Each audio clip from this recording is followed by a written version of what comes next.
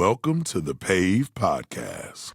Join us as we explore innovative biblical strategies and revolutionary tools to empower you to be a catalyst for church growth.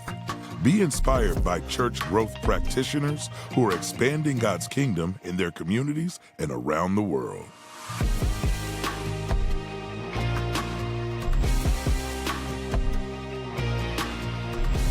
Now here's your host, Jonathan L. Smith.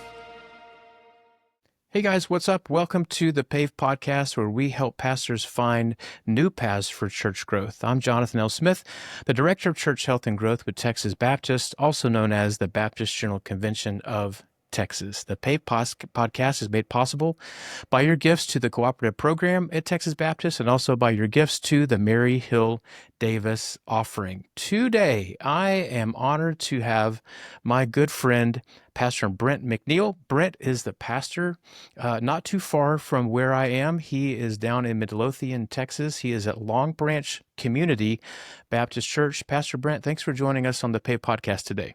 And glad to be here. So listen, I average being in about 3 churches per week. But when I came to your church, something really unique happened that I can firmly say has not happened with any other pastor. So spill the beans. What went so oddly wrong? Well, I would like to say it went right. You were just caught in the wrong place. And so we were driving around Midlothian, and the population is just booming. And so we are kind of the urban but rural mix, suburban. Like it's a changing landscape. And I think, Jonathan, you got so excited as we were driving by neighborhood, followed by farm, followed by neighborhood. So many neighborhoods. The speed limit sign of 30 miles an hour was easily eclipsed. And so we got to meet one of the faithful and loyal servants of the city of Midlothian that got to pull you over. Yeah. And she decided to introduce herself to me. That's what happened. And I'll be honest, you went straight for the pastor card. Hey, I'm a pastor with another pastor. Does that, and luckily she just gave you a warning, I believe. But it was definitely happened. I think She even was kind enough to say that a lot of people speed through here. But Pastor, if you're listening today, listen, pull out the pastor card as fast as you can. I'm just saying, I'm not sure that it always works. It works sometimes. Recently, I was headed to a small town in West-ish Texas. And for my first visit, on the way into town, I was pulled over for turning out of the wrong lane. And I was quick to say, well, I'm here today to be working with Pastor so-and-so of such and such Baptist Church. But then, Brett, would you believe the next time that I went, when I left, I was pulled over on the way out of town because I had a brake light that was out. So, and of course, thankfully they asked, well, where are you going today? Well, I was here today for the last 4 hours, laboring away with the pastor and members of First Baptist Church of blah, blah. So, yeah. Oh, that was, State of Texas database is looking for you, right? They're just a high for warning. Real. He's for coming. real, exactly. Well, that's hilarious. Well, I guess, watch this segue. I guess I was not displaying much patience by driving too fast. And today, we're going to be talking with Pastor Brent about the importance of displaying patience during church revitalization. But as we head that direction, tell them a little bit, Pastor Brent, about how being patient has paid off in your church revitalization story. Sure. I think kind of twofold, just our journey to begin with. About 3.5 years ago, my wife and I moved from Fargo, North Dakota, where we were planting a church and helping doing that, and that journey for about 9 years. And the Lord opened the door for us to kind of move back home. So our family's from the area here in the Dallas-Fort Worth Metroplex. And really God opened the door for us to come here at Long Branch. And so I went from church planting to church revitalization, also being a young pastor, and really kind of go, okay, what's happening post-COVID, coming out of some of those decisions. And so for me as a young pastor, I'm looking around and kind of going, what are my next steps here? And we found Jonathan at one of the annual meetings, and he was giving a speech on how to grow your church younger. And I said, yeah, we need that. So when we arrived, We were at 65 and older was an average, person in our church. When we came, we probably had 10 or less kids birthed to fifth grade. And put on top of that, we have 40,000 square feet, a full-size gym, and we have space for days. And especially coming out of COVID, we're still chairs separated and all kinds of what are our next steps. Right. And so running into Jonathan also kind of gave us the statistic of, hey, coming out of COVID, 80 to 90% of churches were maintaining or declining. And Right. I don't know, part of my heart was like, well, something has to happen. Something has to change. And so it was a blessing to find the Pave, process. I was one of the first cohorts of Jonathan. sure were. He was my You leader. were And official guinea pig. Official guinea pig. Yep. guinea pig it was, guinea pig. But I would say more importantly, all of this before the Pave process, Mark 4, Jesus gives parables of the seeds, right? Different seeds landing in different Right. places. And I think that's more well known, but one that has been a guide for me in ministry and specifically in church planting has been Mark 4:26 through 29. And it's the parable of the seed growing. And in it, you see the farmer. He goes out, he sows the seed. And then day and night, he wakes up, he watches the field, but then he goes to sleep.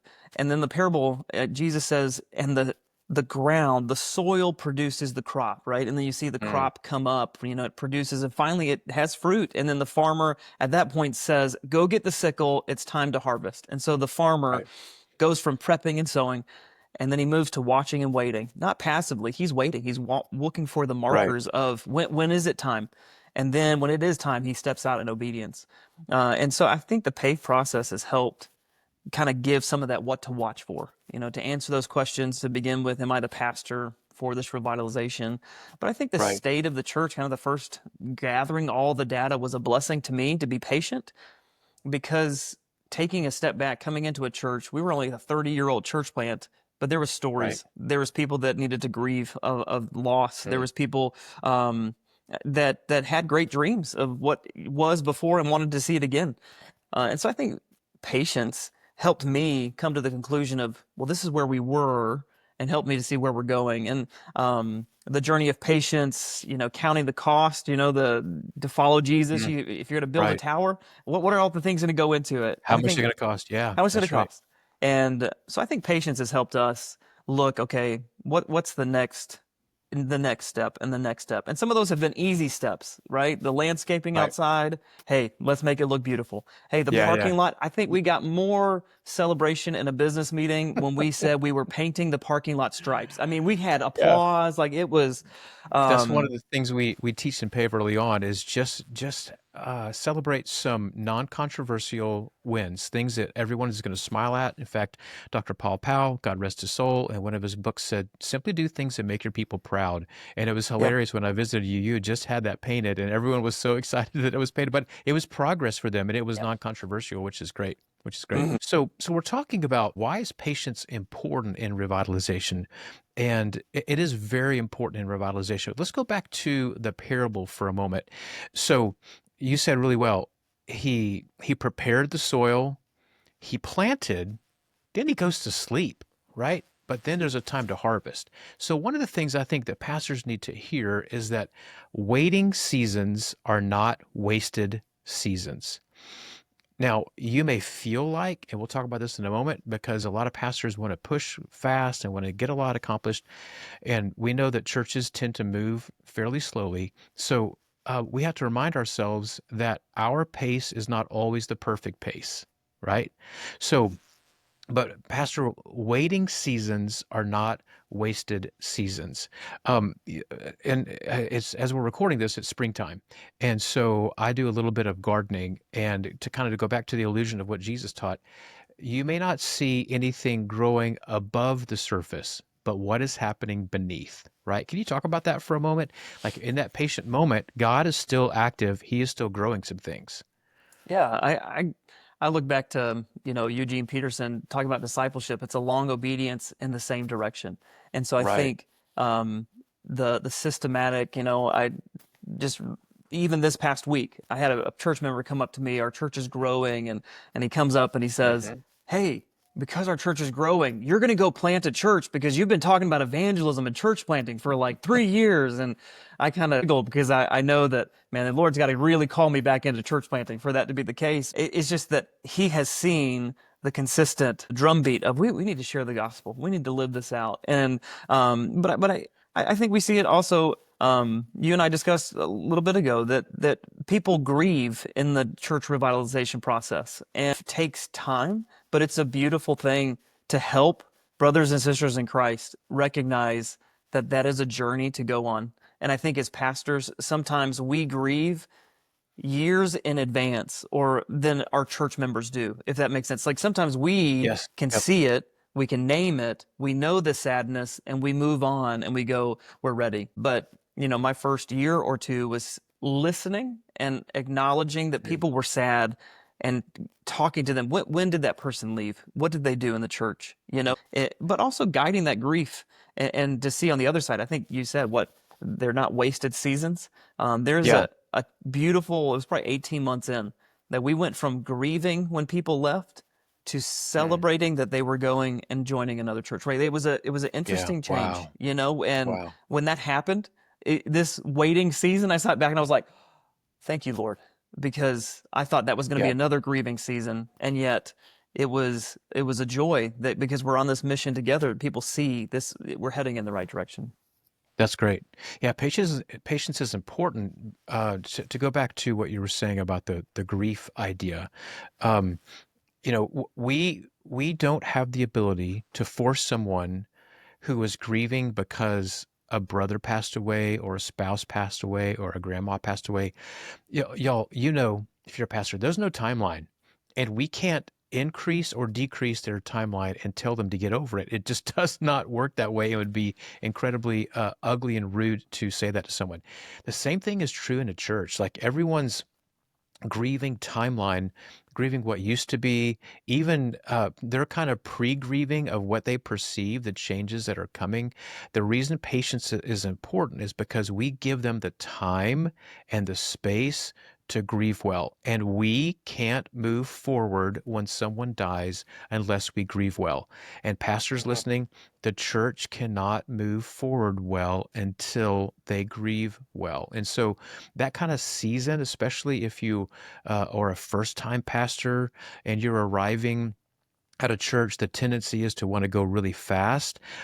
Or sometimes you are a pastor who has served at another successful church, but you're stepping into a church that needs to be revitalized, and the tendency is to think of to lead the new church with the same credibility that you had in the old, and you don't have that yet. And so being patient in revitalization is really, really good. Let's go to the second question. What makes patience and revitalization so difficult? Why is it for us as pastors that being patient can be really, really hard?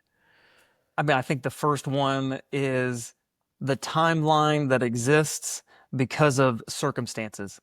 Yeah. I think of, your space issue that might be there, your deferred maintenance, your Right. money in the bank or not in the Yeah. bank. Yeah. The How many, finances being in decline for a long yeah, time. Yep. how many key leaders do you have in order to fulfill different ministries? And so I think timeline is one, and I think the state of the church kind of data gathering of Pave kind of gets you to a question, at least how long of a window do we have? And I mean, I had a friend that kind of began this with us, and he got that data, came back and said, we've got 3 weeks, or what it is. It's like, okay, this might be a different church revitalization journey. We were blessed with ample space. We were blessed with Right. finances, but we did have a deferred maintenance, so the last 3.5 years, it's kind of been systematically replacing things, improving things, but not everybody has a long runway. And so I think patience sometimes is dictated by the reality of where your church is at.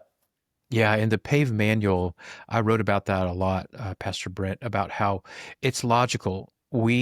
As a pastor or as someone who steps in with fresh eyes, we see the urgency of the moment, and often we will see what others are just blind to.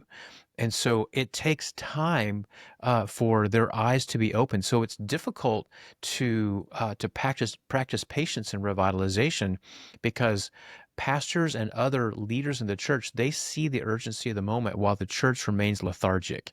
And it takes a couple of years to pass that sense of urgency on to the people, where it should be, y'all, we have to change this and change this right now. But in the institutionalized church, it can just take some time. What else makes it difficult to practice patience in a revitalization setting? I think you mentioned it. I mean, there's within all of us, especially we're just people, there's a desire to change, admitting you need to go to the gym, and then actually a willingness to go to the gym. And I think even that Right. in the life of the church, you could talk to church members and they'll say, we need to change. We need to change. But when the change comes, how much are they willing to be on board with that change? And I think Yep. patience is necessary to bring people sometimes from the desire and not just the we need to we want to. And I think Yeah. having patience, especially the beginning, as you're building trust, the more trust you can build in that change, moving people from a desire to willingness, that means future changes. I'm 3.5 years in, and if I make a change now, there's a track record. So let's do that. Let's do that. Right. But I think another thing as well, you even mentioned it, like there's an expectation as Mm. pastors that the church must continue to do programs or traditions how it's always been done, and fighting that. Well, if you're going to get rid of this, then what are you replacing it with? And Right. I remember, that was a huge thing, to be patient to remove things and be patient to put new things back in as far as Right. programs or To be sure you put the right things in, yeah, right? yeah, Yeah. So just for a realistic timeline, one of my favorite stories was a young man. I tell this all the time. Maybe you've heard this before. About a year ago, he came to Pave. He's a younger pastor, really smart, really a great, great pastor. He's doing a great job. But when he heard me teach Pave along with a few others, he raised his hand the first few hours and he said, "Wait, had made this statement. Revitalization, a full revitalization for a church that's plateaued or in decline. Hear me out, Pastor. It's 7 to 10 years." And he raised his hand and he said, "Jonathan, I've been trying to accomplish in 7 months what you're telling me is going to take 7 to 10 years." So one of the reasons it's difficult to practice patience is because it's a long journey. It's a long, long way. yeah. But waiting time does not necessarily mean that it's not missional time. One of the things we teach in Pave is early on, adopt your ministries to a Acts 1:8 model. Literally, get to the mission as fast as you can. The mission solves so many problems. So lead the mission fast. Let the people cheer you on, but know that they may follow you slow, and that's okay. But at least get back on mission as fast as you can, because there is an urgency about the gospel, right?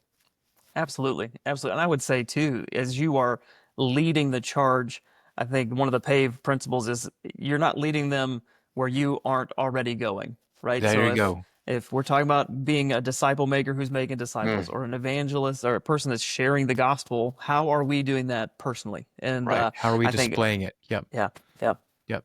So third question, what are the outcomes of impatience? When we as pastors don't practice patience in a revitalization setting, what are the outcomes? I've got one, but I'll let you Yeah. do a few first. Yeah, I mean, first and foremost, it reveals a lack of trust in the Lord's provision and His plan. Mm. And I think when we begin not trusting the Lord, when we're leading out of our own self, I think our church members notice that there's a lack of trust there. And really, you begin battling over the right things at the wrong time. I think Mm. you That's battle over the good. right Say things that at the wrong again. time. So we often Yeah. So find ourselves talk through that. that we battle over the right things at the wrong time. Sometimes Yeah. we think, oh, if I just change the bylaws, then it would actually end up, Mm. that's how we will operate. But we are now 3.5 years in, and we are just now making a major bylaw amendment, but it Right. matches how we've been operating for, 3 years. And so instead of Right. it being contentious, it's more of a yes, that's what's happening. But I would also say, I mean, the outcomes, of impatience, really, I mean, it could just lead to disaster, right? If you think of the parable of the farmer, right? If he's going into the ground and trying to pull up the fruit of the harvest before it's ready, it's useless. So good. Yeah, that's so good. I am in one of the reasons I am not doing so well at gardening is because of my lack of patience. I've tried 3 years in a row to grow carrots, and I'm just thinking, hey, those carrots are ready to go, and I'll pull it up, and it's not even as long as my pinky finger, right? Because I didn't give it enough time. So I'm going to give you one other possible outcome of impatience. It's real simple. Get fired. I write about it in the Pave manual that yeah, if you lead too fast, congratulations, you got fired. If you and then you hurt yourself, you hurt your family, and you hurt the church. So just know patience is important because it builds relational equity with the people. You have to take the time to become their pastor. You have to take the time for them to see the need to change. You have to spend the time to challenge them biblically, to pass the sense of urgency on to them. You have to take the time to show them where you are in the church life cycle and to show them the statistics and everything. And those things just take time to communicate and time for them to accept. So let's enter into the speed round of Pave, the last few minutes we have left in the Pave podcast. So let's talk about what are some practical tips to display patience in front of your people. I'll go first. The first one is it sounds simple, but it's actually hard to do. Listen, listen, listen. Pastor, you should write this down and put this someplace where you can see it all the time. Pastors, here it is. Listen before leading. Listen before leading. Listen to people, have one-on-one conversations with people who you know are not going to like the ideas that you're bringing. Have listening sessions where you ask questions of the congregation, where you give them time to give you feedback and thoughts. Sometimes them just saying what they need to say out loud will help them move forward. So listen, listen, listen. Okay, next, ready, go. I would say have other pastors that you trust. I mean, revitalization pastors that can help you look at your church with you, whether it's your plans, whether it's a moment that's happening in your church, so that you can have outside eyes that you trust to say, yes, that's a big moment, or hey, that is actually not a hill to die on, or Yep. have you thought about this? And I think having outside voices help is not more. It's just beyond encouragement. It's essential. And it's biblical, and you kind of stole mine, and I'll dovetail off that. So give your timeline to a mentor. Give your timeline to a revitalization friend. Tell him or her kind of what's going on in the church and what you're thinking and what is happening, and then tell them your timeline, and they will help you see too fast, too slow. We haven't even dealt with kind of the side of moving too slowly. That's for another podcast. So here's my next one. Seek the advice of trusted experts and tell the church you did. So if you are working on some sort of building issue, then call an architect, have some conversations, go tour some other churches, go gather some data, seek the advice of trusted experts, and come back and tell the church, hey, you know how we're struggling in discipleship? Well, I spoke to this person who's this nationally known author on discipleship, and I spoke to this person and that person. Seek the advice of trusted experts, but then tell the church that you did. That way, you will show that you've done your research, you've done the hard work behind the scenes, that you're not doing this haphazardly, that you have thought well, you've taken the time to think well and seek the advice of others. Proverbs says there's wisdom in multiple counselors. Pastor Brent, go. I think an easy low-hanging fruit here is to celebrate the church you want to become, right? So if you want to be growing younger, then find ways to get children involved. And so we, about a year in, started doing a children's sermon in the middle of it. The children do our offering plates, right? We're still old school enough. We're passing offering plates, but it's everybody 12 and under, right? And they have a purpose, and but having children being a vital part of your church in many ways, but also celebrating disciple-making moments that you want to celebrate. When you baptize someone, you're making it a special moment to show, man, we're moving in the right direction. And then I would say this is not just celebrate the church you want to become, but also celebrate the church who it already is. I Mm, inherited as a pastor here a friendly and loving church. When people come, right. they are greeted and they are cared for. And so I get to fan that into flame anytime that happens, right? And I see my senior adults or my middle-aged families, like and I'm just like, do that more, do that. They already do it. And so I get to celebrate what they already do well. Yeah, while you are quote unquote waiting, while you're convincing, while you are leading, celebrate the movement of God in your church. Great. I've got one more. It's straight from the scripture. This is Galatians chapter 6, verse number 9 and 10. Let us not become weary in well doing, for at the proper time, listen to that. So there's a waiting season. At the proper time, we will reap a harvest if we do not give up. Pastor, do not give up. Patience is not weakness. Patience is actually strength. Patience isn't a weakness. Patience is strength and waiting on the Lord's timing. Um, for at the proper time, we will reap. Listen to how certain that is. We will reap a harvest if we do not give up. So pastors don't give up. Verse number 10 is often left out. Therefore, as we have opportunity, let us do good to all people, especially to those who belong to the family of believers. Be good to your people as you are waiting. Well, Pastor Brent, you told us about how when you first got there were about 65 people. When we're recording this, we just had Easter. Tell us about the growth of the church and tell us about Easter and how many people were there. This is super exciting Sure. and encouraging. So I told Jonathan it was my first year, and I thought we were keeping attendance, and about a year in, I found that we weren't. And so I like to say we averaged 65 people on Sundays because I think that's about where we were. But we now keep attendance so we can kind of see the Right. trajectory and changes of growth. But this past Easter, we had 193 people in the building, So good. So and good. on an average Sunday now, we're probably somewhere between 100 and 130, right? It kind of Yep. ranges. And but to see just steady growth, right? And the change of growth, we went from a 65 and older crowd to now we have families that look like mine, right? We have families, 2 kids, 3 kids. And so when I say, Yep. hey, kids, come down to the sermon, that first year I'd have 2 kids, right? Come down, but I Right. was committed. Like there were some Sundays, there's no kids in the house. And I'm like, come on down. And I'd get looks like, oh, this is happening. But Right. I do it now, and we've got 15, 20 kids coming down for the kids sermon. But yes, I mean, a great example is the Christmas season. You usually have the kids singing, and I think the first year I sent it to Jonathan, it was You like did.